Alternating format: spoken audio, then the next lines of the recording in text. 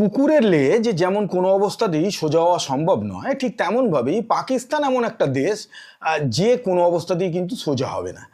সেই কারণেই রিসেন্টলি ভারতের ডিফেন্স মিনিস্টার রাজনাথ সিংজি তিনি গুজরাটে পৌঁছেছিলেন, ভুজে।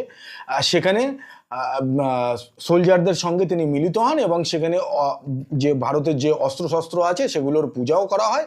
সেই সময় সেই মঞ্চ থেকেই রাজনাথ সিংজি তিনি পাকিস্তানের উদ্দেশ্যে ওয়ার্নিং দিলেন যে পাকিস্তান যদি সার্কলিকে যে অঞ্চলটা রয়েছে সেখানে যদি কোনো রকম কিছু করার চেষ্টা করে তাহলে কিন্তু ভারত আবার জবাব দেবে, যেরকমভাবে অপারেশন সিন্দুরে জবাব দেওয়া হয়েছিল। এবং অপারেশন সিন্দুর যে এখনো শেষ হয়নি সেইটা প্রমাণ কিন্তু ভারত আবার দেবে। যদিও 2021 সালেই আমেরিকান একটি রিপোর্টে কিন্তু বলা হয় যে 2026-এর মধ্যে ভারত পাকিস্তানের মধ্যে অন্তত 2 থেকে 3 বার বড় রকমের ঝামেলা হবে। যে ঝামেলা অপারেশন সিন্দুরে হয়েছে, যেরকমভাবে পাকিস্তানের সঙ্গে ভারতের যুদ্ধ হয়েছে, সেইরকম কিন্তু লাস্ট 20-30 বছরের মধ্যে দেখা যায়নি। কিন্তু শেষ অবধি ভারতকে এই অ্যাকশন নিতেই হয়েছে। রাজনাথ সিংজি এটা বলেছেন যে ভারত 1965-তে লাহোর দখল করার ক্ষমতা ছিল, কিন্তু সেই সময় ভারত দখল করেনি। কিন্তু এইবারে যদি করাচি দখল করার মতো সুযোগ ভারতের সামনে এসে যায় তাহলে কিন্তু ভারত পিছুপা হবে না। এবারে করাচি দখল করার মতো অবস্থা কিভাবে ভারতের সামনে চলে আসতে পারে? স্যার ক্রিক যে অঞ্চল, এটা গুজরাটের কচ্ছের যে রান আছে তার থেকে পাকিস্তানের সিন্ধ প্রদেশের মধ্যে 96 কিলোমিটার লম্বা একটা মোহনা অঞ্চল রয়েছে। এই অঞ্চলেই কিন্তু এই গুজরাটের এই অঞ্চলেই পাকিস্তান মিলিটারি বেস বানানো শুরু করেছে। এইবারে এতদিন ধরে পাকিস্তানের টার্গেট ছিল জম্মু অ্যান্ড কাশ্মীর, কিন্তু এই মুহূর্তে কাশ্মীরে ভারত যেভাবে টাইট সিকিউরিটি প্রোভাইড করছে, যদিও পেহেলগাম ইনসিডেন্টটা ঘটে গেছে, কিন্তু তা সত্ত্বেও ভারত যেভাবে আঁটোসাঁটো নিরাপত্তা সেখানে লাগু করে দিয়েছে এবং তার সাথে সাথে যেভাবে জঙ্গিদেরকে ধরা এবং তাদেরকে নিকেশ করার যে প্রোগ্রাম ভারতের চলছে, সেইটায় পাকিস্তান ভয় পেয়ে পাকিস্তান এবার অন্যদিকে সুইং করছে এবং গুজরাটের এই অঞ্চলটাকেই কিন্তু টার্গেট করছে আগামী দিনে যে ভারতের বিরুদ্ধে কিভাবে অ্যাকশন নেওয়া যেতে পারে পাকিস্তানের তরফ। অপারেশন সিন্দুরের সময় কিন্তু পাকিস্তান লেহ থেকে আর এই সার্কলিক যে অঞ্চলটা রয়েছে এইখান দিয়ে কিন্তু পেনিট্রেট করার চেষ্টা করেছিল, কিন্তু কোনোভাবেই পেরে ওঠেনি। ভারতের ডিফেন্স সিস্টেম রেডি থাকার জন্য S-400 সেখানে রেডি ছিল। এবারে সেই সময় কিন্তু ভারতীয় নেভি এটা চেয়েছিল যে তাদেরকে পারমিশন দেওয়া হোক যাতে করাচির ওপরে আমরা হামলা করতে পারি, কিন্তু ভারতের তরফ থেকে জানানো হয় যে যেহেতু পাকিস্তানের বিরুদ্ধে আমরা কিন্তু যুদ্ধ ঘোষণা করিনি, কিন্তু পাকিস্তান যে জঙ্গি ঘাঁটিগুলোকে চালাচ্ছে এবং যে জঙ্গি কার্যকলাপ সেখানে তারা সংগঠিত করছে তাদের বিরুদ্ধে ভারতের লড়াই ছিল, তাই ভারত শুধুমাত্র জঙ্গি ঘাঁটিগুলোকে উড়ায় এবং জঙ্গিদেরকে নিকেশ করে, তাই ভারত ওই অবস্থায় যুদ্ধকে থামিয়ে দেয়। কিন্তু এইবারে পাকিস্তান যদি সার্কলিকে কোনো রকম কিছু করার চেষ্টা করে তাহলে করাচি অবধি চলে যাবে ভারত। তার কারণ এই সার্কলিক থেকে আর পাকিস্তানের করাচির দূরত্ব মাত্র 300 থেকে 350 কিলোমিটার, যদিও এরিয়া ওয়াইজ এখানে ডিস্টেন্স অনেকটা ভ্যারি করে। এইবারে ব্যাপার হলো যে পাকিস্তান বারে বারে লাত খাচ্ছে, কিন্তু তারপরেও পাকিস্তান কোনো অবস্থাতেই তাদের যে কার্যকলাপ সেখান থেকে বিরত হয় না। এর পেছনে কিন্তু প্রধানত 3টে কারণ।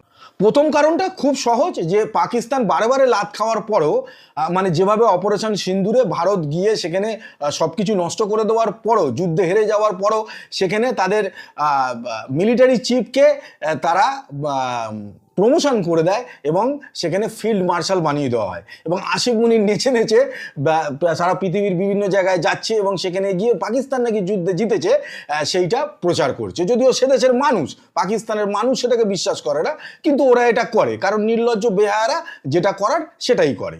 এবারে 2 নম্বর কারণ হচ্ছে যে পাকিস্তানে এই মুহূর্তে যে সিচুয়েশনটা চলছে পাকিস্তানের ভেতরে, যেমন রিসেন্টলি পিওকের মানুষ তারা প্রায় লক্ষ লক্ষ মানুষ তারা রাস্তায় নেমে এসেছে যে সেখানে মানুষের যে বেসিক রাইটস সেইটা পর্যন্ত পাকিস্তান দেয় না। সেখানে পানীয় জল নেই, ইলেকট্রিসিটি নেই, কর্মসংস্থান তো কিছুই নেই, হাসপাতালের কোনো ব্যবস্থা নেই, কোনো কিছুই নেই।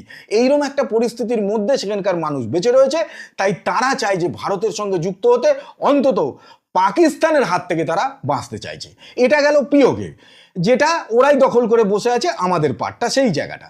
আচ্ছা, উল্টো দিকে খাইবার পাখতুনখোয়া, সেখানে বলছে টিটিপিকে আক্রমণ করার জন্য, টিটিপির যারা মিলিটারি রয়েছে তাদেরকে মারার জন্য সেখানকার গ্রামের মানে নিরপরাধ মানুষকে পাকিস্তান খুন করছে, এবং বলা হচ্ছে যে টিটিপির এগেনস্টে নাকি সেখানে অভিযান চালানো হচ্ছে। আচ্ছা, বিএলএতে বালুচিদের ওপর আজ বছরের পর বছর ধরে নৃশংস অত্যাচার চালাচ্ছে পাকিস্তান।